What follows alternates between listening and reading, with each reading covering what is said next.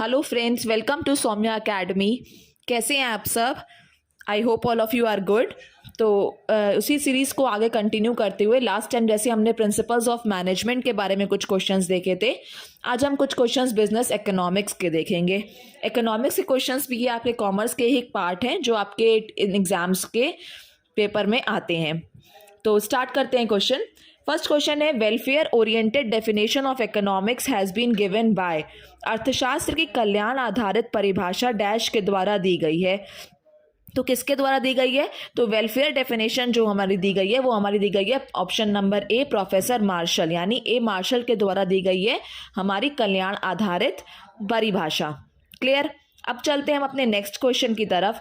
The definition of wantlessness in economics was given by. अर्थशास्त्र में आवश्यकता विहीनता की परिभाषा डैश के द्वारा दी गई है। तो ये परिभाषा किसके द्वारा दी गई है? वांटलेसनेस की बात जब आ जाएगी तो यहाँ पर आपका आ जाएगा ऑप्शन नंबर बी, जेके मेहता। जेके मेहता जो है आपके वांटलेसनेस की परिभाषा के प्रोपाउंडर है, या फिर उस डेफिनेशन को इन्होंने ही दिया है। क्लियर है? अब चलते हैं हम यहाँ पर नेक्स्ट क्वेश्चन की तरफ। The economic environment of a business includes. First option economic system, उसके बाद economic policies, after that economic conditions and after that all of the above, यानी उपरोक्त सभी। आर्थिक व्यवस्था, आर्थिक नीतियां, आर्थिक दशाएं और उपरोक्त सभी। तो इकोनॉमिक इन्वायरमेंट पे ये सभी चीज़ें आ जाएंगी। इकोनॉमिक सिस्टम भी आ जाएगा यानी आर्थिक व्यवस्था, उसके बाद economic policies and after that economic conditions. तो ये सभी चीज़ें इसमें क्या हो जाएंगी? इंक्लूड हो जाएंगी। ये आपका यूपी पीजीटी 2016 में आया हुआ क्वेश्चन है। उसके बाद बात करते हैं अपने नेक्स्ट क्वेश्चन की तरफ। The subject matter of macro economics includes, यानी व्यापक अर्थशास्त्र की विषय वस्तु में सम्मिलित है। तो इसमें क्या सम्मिलित किया जाता है? नेशनल इनकम, पहला ऑप्शन राष्ट्रीय आय, उसके बाद इंटरनेशनल ट्रेड, अंतर्राष्ट्रीय व्यापार, उसके बाद ट्रेड साइकिल यानी व्यापार चक्र, उसके बाद ऑल ऑफ द अबव, उपरोक्त सभी। तो यानी subject matter of macro economics, macro economics में क्या होती है? हमारी विस्तृत क्रियाओं से ये संबंधित होता है, यानी इसमें ब्रॉड इकोनॉमिक एक्टिविटीज़ इसमें इंक्लूड की जाती हैं।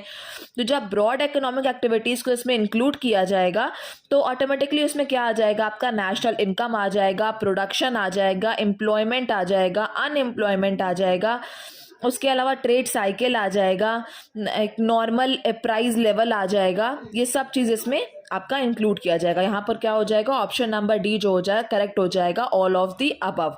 ये भी क्वेश्चन आपका यूपी पीजीटी 2016 में आया हुआ क्वेश्चन है।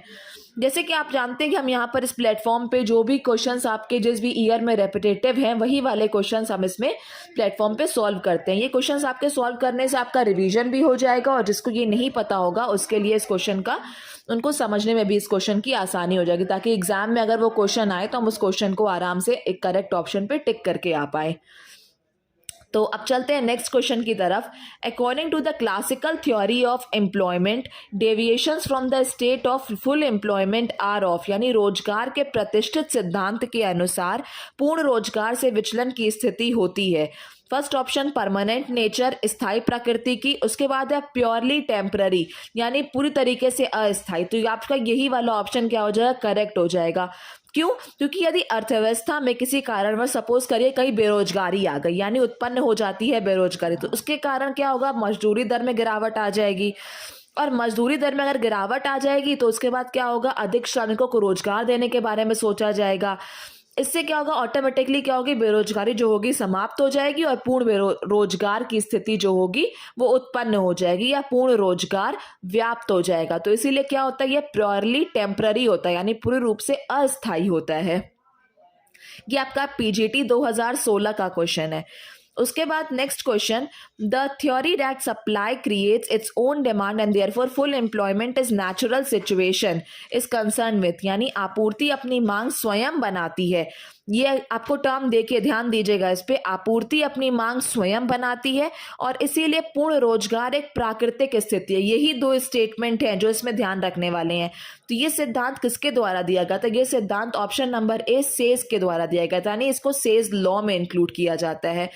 ये सेज क्या है? ये एक फ्रांसीसी अर्थशास्त्री हैं। इन्होंने अपनी पुस्तक सॉरी ट्रेफेड इकोनॉमिक पॉलिटिक में एक नियम का प्रतिपादन किया। तो उस नियम के अनुसार यही था कि पूर्ति अपनी मांग का सृजन स्वयं करती है, यानी supply creates it's demand itself.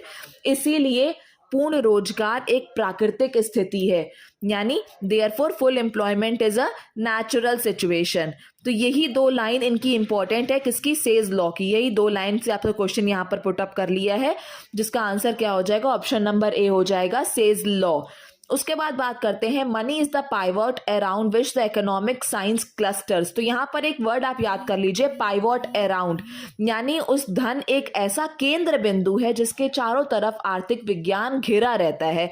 बस ये स्टेटमेंट आप याद कर लीजिए कि ये केंद्र बिंदु है। तो केंद्र बिंदु वाला जो ये आपका धन का क्या आपका ऑप्शन हो जाएगा? ये आपका ऑप्शन हो जाएगा option number B, Alfred Marshall का ये कथन है। ये आपका टीजीटी 2016 का क्वेश्चन है। उसके बाद बात करते हैं नेक्स्ट क्वेश्चन की, who is the father of economics. तो फादर ऑफ इकोनॉमिक्स आपके कौन है? एडम स्मिथ साहब है, यानी option number C, Adam Smith जो है ये आपके फादर ऑफ इकोनॉमिक्स कहा जाता है। ये आपका टीजीटी 2016 का क्वेश्चन है। इकोनॉमिक्स दो तरीके के होते हैं, आपको पता ही है, एक होता है माइक्रो इकोनॉमिक्स, दूसरा कौन सा है? Macro economics. तो अर्थशास्त्र का जनक किसको माना जाता है? प्रोफेसर एडम स्मिथ को माना जाता है अर्थशास्त्र का जनक। उसके बाद economics has been defined as a science of unlimited wants having scarce means having alternative uses by, यानी अर्थशास्त्र को सीमित साध्य सहित सीमित साधनों जिनके वैकल्पिक उपयोग होते हैं। तो स्कार्स मींस अनलिमिटेड एंड्स, ये सब जो टर्म्स है, ये अल्टरनेटिव यूजेस, ये सारे टर्म्स आप अपने माइंड में रखिए। तो इसी से आपका क्या हो जाएगा? आंसर निकल कर आ जाएगा ऑप्शन नंबर डी जो होगा रॉबिन्स। ये वाला आपका ऑप्शन क्या हो जाएगा? ऑप्शन नंबर डी जो हो जाएगा ये करेक्ट हो जाएगा, रॉबिन्स का यहाँ पर करेक्ट है। तो ये सब तीन टर्म्स आप याद रखिए, unlimited wants, scarce means, alternative uses. यहाँ से क्या निकल के आ जाएगा? Option number D Robbins. यहाँ पर हमारे कुछ क्वेश्चंस इकोनॉमिक्स से खत्म होते हैं। इसके बाद मिलेंगे हम लोग नेक्स्ट क्लास में, जिसमें हम लोग कुछ क्वेश्चंस और डिस्कस करेंगे। तो तब तक के लिए आप इस इन्फॉर्मेशन को और भी लोगों के साथ शेयर करिए, क्योंकि हो सकता है कहीं ना कहीं किसी को इस चीज़ की ज़रूरत हो। तब तक के लिए take care of yourself and please like and share and subscribe my channel. और आप बेल आइकन को प्लीज प्रेस कर दीजिए, क्योंकि उससे जो भी वीडियो होगा उसको आपको तुरंत अपडेट मिल जाएगी। और take care of yourself, bye bye.